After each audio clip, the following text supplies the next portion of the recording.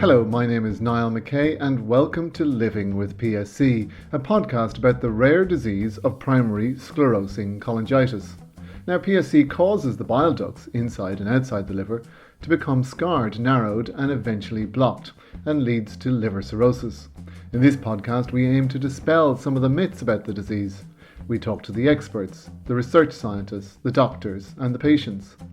Above all, we hope to shed some light on the science and research behind PSC, which is often misunderstood by both doctors and patients alike. This week we talk to Ricky Safer, founder and CEO of PSC Partners Seeking a Cure, a non-profit organisation dedicated to providing education and support to PSC patients and caregivers.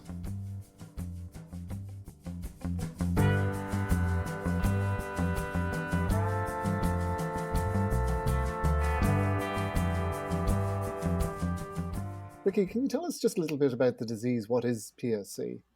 Yes, so basically, PSC is a rare disease. It's estimated to have, it's about 1 in 10,000 people. And in the US, we have about, it's been estimated between 30,000 to 50,000 people have PSC. It's predominantly a male disease, although that obviously hasn't helped me with my chances. It strikes all ages. It affects the bile ducts inside and outside the liver. And as the disease progresses, your bile ducts become inflamed and narrowed and then scarred. And then eventually they become blocked and bile backs up and damages your liver. At that point, you reach cirrhosis and you need a transplant. There are many problems with that. Number one, there are not enough livers for everyone.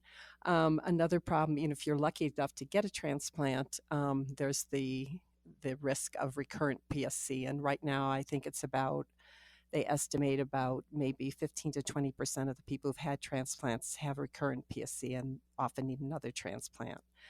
Another part of PSC is that 80% of us have IBD, which is inflammatory bowel disease, mostly ulcerative colitis, but in some cases Crohn's disease.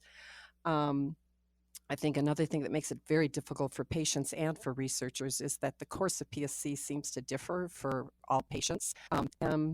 What else? It's not contagious, and unlike other liver diseases, it's not a result of lifestyle choices such as drugs or alcohol. And I think that's also an issue for all of us patients, because the minute you tell people you have a liver disease, you're immediately stigmatized, whereas that's not what our disease is about. And I think, unfortunately, the pathogenesis of our disease is unknown. They know that it's a combination of genetic and environmental factors.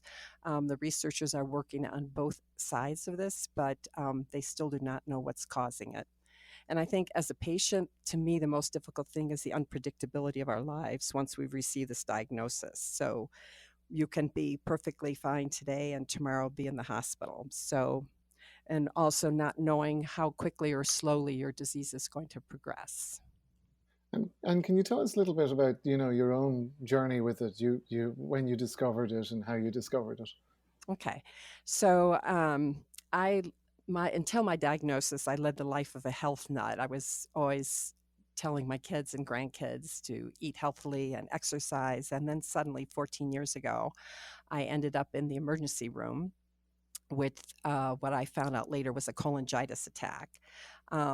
So this was followed by weeks of invasive testing and being poked and prodded. And finally, I received the diagnosis of primary sclerosing cholangitis. And once the hepatologist explained it to me, it came as a total shock. It threw our entire family into a tailspin. We're feeling all types of emotions, from disbelief, utter fear of the future, fear for my mortality, anger, so on. So as I always do when I approach something new, good or bad, I bombarded my hepatologist with questions, most of which had no available answer. And then my whole family extensively researched PSC on the internet. That was the frightening part. So we found so much inaccurate information 14 years ago. Basically, most of the websites said that once you're diagnosed, you have 5, perhaps 10 years to live. And then you would certainly need a transplant or else you would die. We learned, we sat back and sort of thought about all this information. What it meant to me as a disease, as a patient, was that this rare disease I have There's little known about its cause. Doctors have no way of giving me an individual prognosis so I can plan my life. I'm at high risk for cancer, of bile duct cancer and colon cancer. Yet all the specialists can do is just treat your symptoms as they occur, because there's no therapy to slow down PSC, nothing to cure the disease.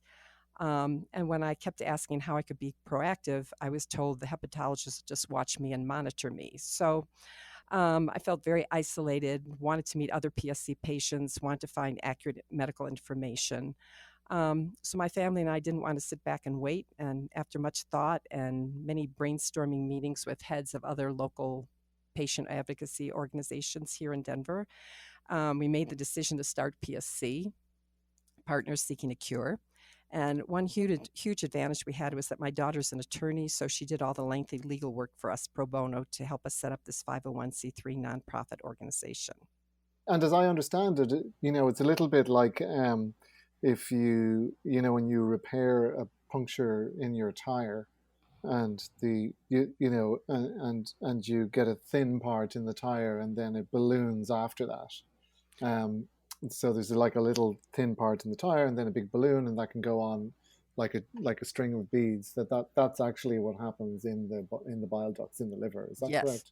yes, and Yeah. I know the So doctors. they're the parts that get affected as well. Yes, so the doctor explained to me, and when he showed me the results of the MRI exam, that it looks like a pearl necklace because of all the strictures, and then so it looks like a pearl necklace with all the strings in between. And did you have a science background yourself? Because certainly you approached the None. partnership from a very scientific basis, didn't you? Yeah, well, that I figured this was my father's revenge, because my father was a physician and he always told me that he wanted me to be a doctor, and I never liked the sight of blood, so it was the farthest thing from me. Now I wish I had the medical background, but I don't. So I've done a lot of studying and still every day try to learn as much as I can. You're patient number one, if you like. Who's patient number two, and how did you meet them? That's a very good question. So once I was diagnosed, I went on to although I'm not a person to go to Facebook groups, I went on the internet. At the time, there was a Yahoo group that had been started, I don't know how many years before that, maybe even 8 or 10 years before.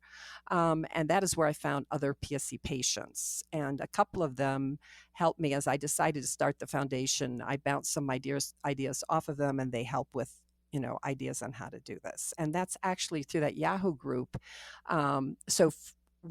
We started the foundation. We launched in January of 2005, and I was attempting to do our very first patient caregiver conference that April.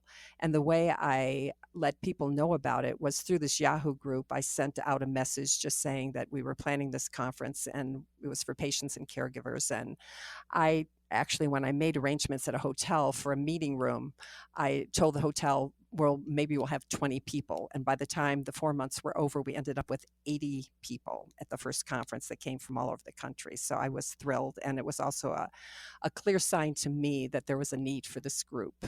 I mean, I guess there was similar sort of groups set up around AIDS, or around some other diseases, but it's very unusual, isn't it, that a group, a patient group, will get together, formed and run by the inmates, if you like. Right, exactly what it is. No, it's interesting. So one of the fellows who had been on the Yahoo group for years, when I said to the group, I would like to start this organization, would any of you be interested? There was a lot of interest. And the one fellow warned me that I guess in the past, there had been 2 or 3 people who had tried starting a patient advocacy group, but it never sort of went off the ground. So I thought, well, I will give it 1 year, and if it takes off, we will continue. And if not, then I've done my best. But by the end of the year, there was clearly such a need for it. And tell us where you are now in terms of members and funding. Let's see. Right now we don't know members, since we don't charge for membership. We don't really know how many people we have. I know our Facebook groups, we have about 5,000 active members internationally. And our conferences each year attract about 350 participants from all over the world. We hold them at different medical centers each time. We have, let's see, we've started a Canadian affiliate about 2 years ago, because there were so many people from Canada who were coming to our conferences, and they wanted to have a group and be able to have some tax benefits so they could raise money in Canada for research. let's see, some other successes. I'm very, very proud. We now have put $2.6 million into PSC specific research. So these are our research projects are we give our grants to researchers anywhere in the world, whoever is doing the most promising research. So we have a scientific medical advisory committee of about 15 of the top PSC experts in the world, and they're the ones that go through and review all of the proposals and recommend to us which are the most promising proposals. So, and some of the research projects have already led to larger studies and articles in medical journals and are making a difference in the direction of PSC research internationally. Another big success is that we have a patient registry that now has over 1,100 patients registered in there.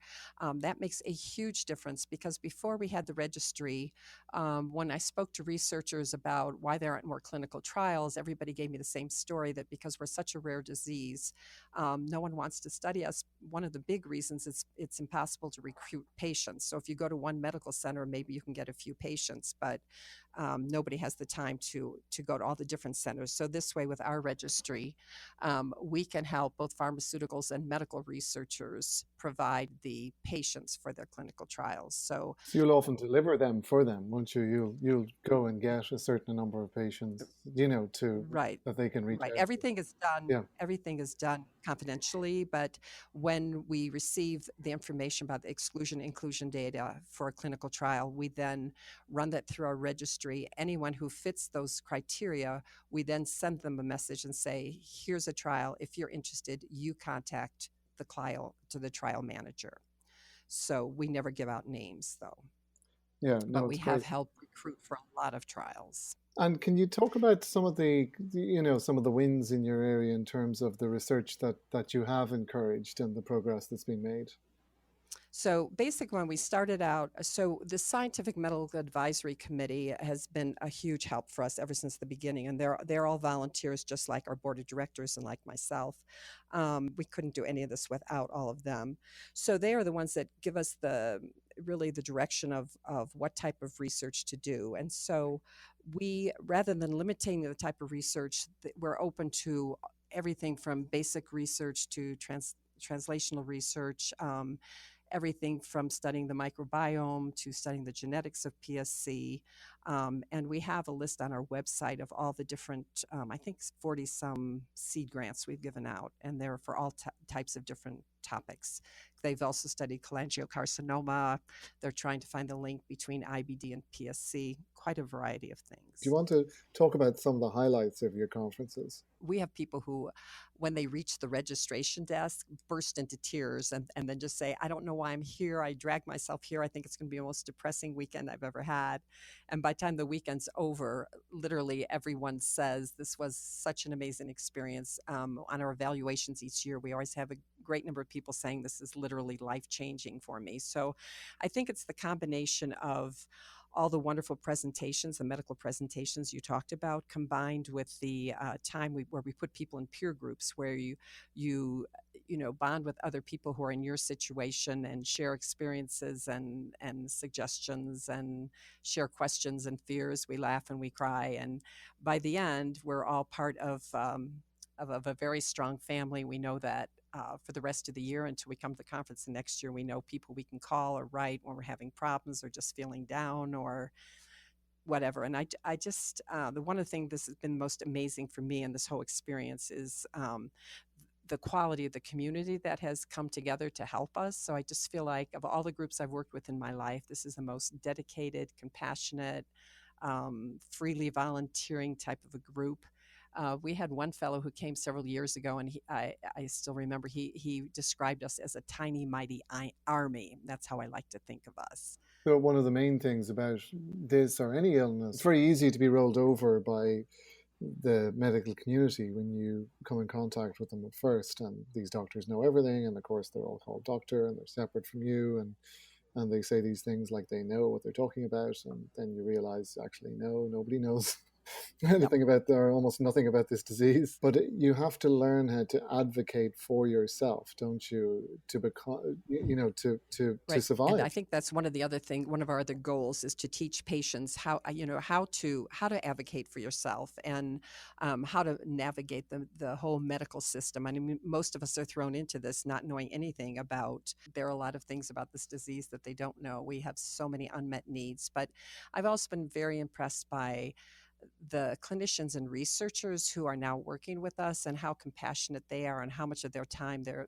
volunteering to help us, and they truly want to understand our needs and help us and guide us. And but I think the one thing that's missing that you kind of alluded to is that the doctors, they have all the medical knowledge and they know what our symptoms mean and so on, but they don't realize what everyday life is like for us and how difficult it is and all the stresses, extra stresses we have by having to live with this disease. So I feel like the organization has been able to help. It goes both ways. We learn from them, they learn from us. And I feel like in the last 4 or 5 years, the whole trend has changed where 14 years ago when I started the organization, it took years before the major medical centers would send their patients to us because there was a great fear that we would be giving out incorrect information and telling patients things that were not correct and putting ideas into their head. But I feel like after 14 years, we've built a reputation. We have a whole core of physicians that are working with us, and that's been a big step too, I think, and understanding each other and communicating better. Is there anything else in the general sort of sense that you'd like to add to the interview? No, I would just like to say if people are listening and have never been in contact with us, feel free to interact with us, send us an email, give us a call, think about joining our conferences, let us know if we can get you a mentor to help you.